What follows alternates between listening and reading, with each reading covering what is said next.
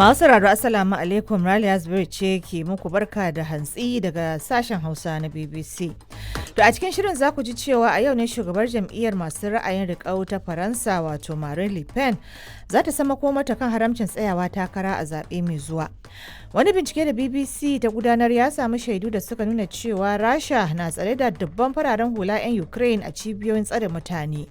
A Najeriya gwamnatin kasar na cika da nuna damuwa akan barazanar da ake fuskanta daga yada labaran ƙarya. Akwai wannan babban matsala ta yada labaran ƙarya wanda za ka ga wasu ana yin yanzu bidiyo na AI, ana iya muryar mutum wanda ba tashi ba a yi irinta, ana iya kirkirar magana da babu ita nan da nan kaga an yada ta a social media kaga an ɗauka gaskiya ne. A fagen wasanni kuma duk da cewa Amurka ta sha kaye a hannun kasar Belgium, masu sharhi kan wasan kwallon kafa na ci gaba da sukar matakin da hukumar FIFA ta dauka na janye jan katin da aka baiwa dan wasan gaban Amurka wato Folarin Balogun. Wannan zai rage darajar shi wannan wasa da ake yanzu a Mexico da Canada da America. Na biyu zai rage mutuncin shi wannan World Cup da ake yi, domin duk ƙasar ta ɗauki World Cup ɗin za ta tafi ne a cikin wasu wasi domin an karya wasu sharɗa.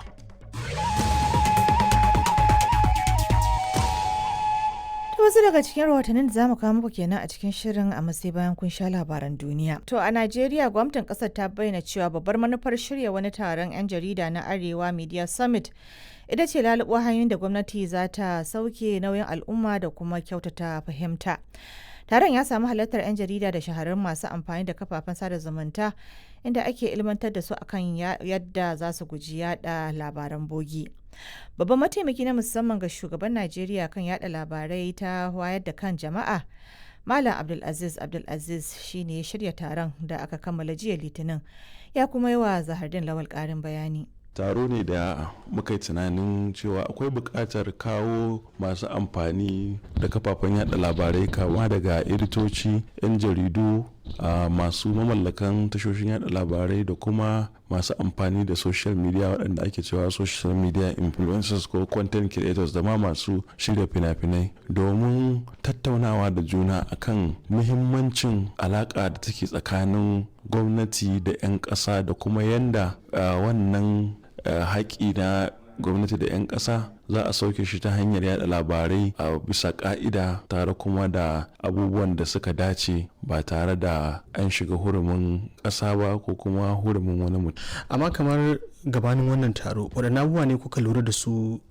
za a iya kiransu abubuwan damuwa game da harkar yada labarai da kuma su 'yan social media din? To na farko dai ka san akwai wannan babban matsala ta yada labaran ƙarya wanda za ka ga wasu ana yin yanzu bidiyo na AI, ana iya muryar mutum wanda ba tashi ba a yi irinta, ana iya kirkirar magana da babu ita nan da nan kaga an yada ta a social media kaga an dauka gaskiya ne. To shi yasa ɗaya daga cikin abin da muka yi a kwanaki biyun nan ko zuwa uku shine tara mutanen mu matasa da ke amfani da kafofin yada labarai wajen yada manufarsu ta siyasa da kuma domin horar da su akan yadda za su yaki labaran ƙarya da kuma samar musu da bayanai na gaskiya akan ayyukan da wannan gwamnati take yi.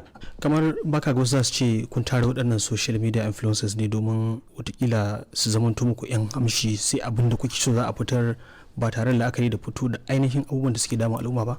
To wannan babu wannan magana, domin na farko dai kaga babu abin da babu shi ne ba za ka iya cewa akwai shi ba. Ita gaskiya ko shi zahiri daban da kuma abin da yake baɗi ne. So amma in akwai abu a zahiri in ka haɗa shi ai ban ga laifi ba, amma dama babban abin gudu shine ki haɗa ƙarya. Lokuta da dama gwamnati na ɗaukar masu amfani da social media ɗin a matsayin masu sukar gwamnati, alhali kuma akwai da dama daga cikinsu da suke fito da asalin abin da yake damun al'umma. Ya za ku kawar da wannan gibin ko wannan kallo da ake? Akwai wasu suna da wannan tunanin, amma ai ba a tare aka zama ɗaya ba. Su ma masu amfani da social media din akwai waɗanda su kamar da kace suna fito da abubuwa na gaskiya. In ka fito da abun gaskiya, ita gaskiya ai ba ta buya. Idan ma mutum ya ce maka ba haka bane, wannan bai kawar da gaskiya ba. Wannan halayya ba abu bane wanda yake mai kyau, domin duk komun ɗacin gaskiya ya amincewa da cewa gaskiya ce kuma haka ne babban mataki ne na ƙoƙarin gyara. Amma dama illa shine a ce ba a faɗi gaskiyar al'amari ba. Malam Abdulaziz kenan babban mataimaki na musamman ga shugaban Najeriya kan yada labarai da wayar da kan jama'a.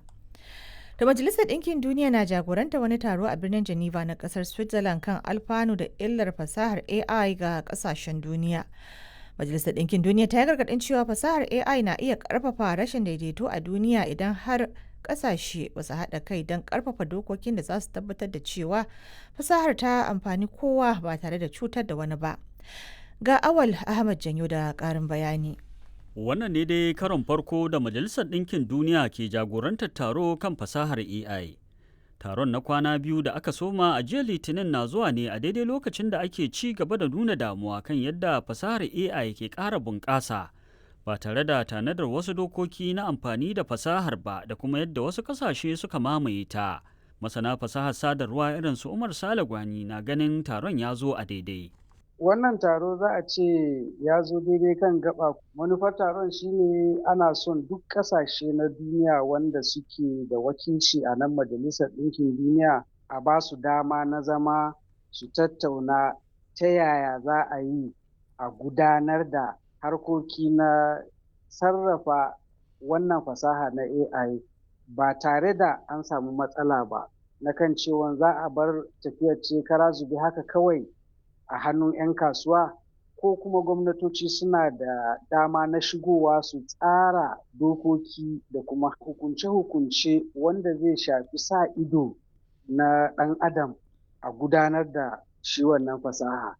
Fasahar AI dai yana tasiri sosai ga sake fasalin tattalin arziki da kuma rayuwar al'umma ta yau da kullum.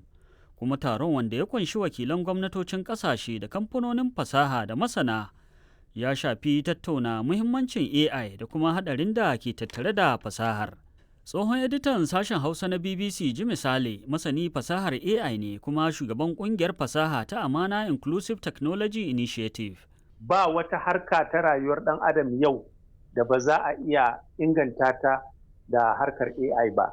Amma kuma kar mu manta fasaha ce mai tattare da ga misali kasada sosai, za a iya cewa ba za a ce haɗari ba, sai dai a ce kasada.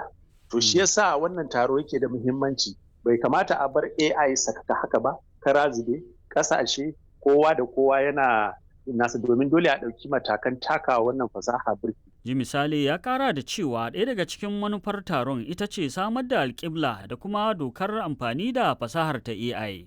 Za ka ga cewa a ƙasashe biyu uku kowace ƙasa ta yi gaban kanta wajen fito da dokoki, kuma dokokin ma a wasu ƙasashen kwata-kwata ba a san da su ba. To wanda ya wakilci tawagar Najeriya, Bosun Tijjani, wanda shine ministan sadarwa, ya yi bayanin cewa a Najeriya da ma wasu kasashen ma'aikatan gwamnati waɗanda suke da ikon zartarwa su ma da kansu ya kamata a ba su horo na musamman akan AI, domin sai sun fahimce shi za su iya aiwatar da wato manufofin gwamnati. Amma za ka ga cewa mutum yana da mukamin darakta har yanzu bai san ma me AI ba, da an yi magana sai a ce AI wato watakila ma zai iya raba mutum da hanyar cin abincinsa, ko kuma mutum ya ce maka ChatGPT.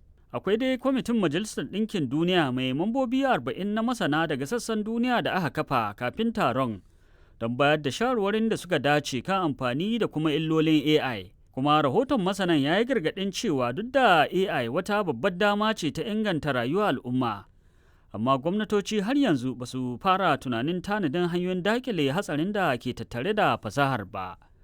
Awwal Ahmad Janyau, BBC Hausa a Abuja, Najeriya.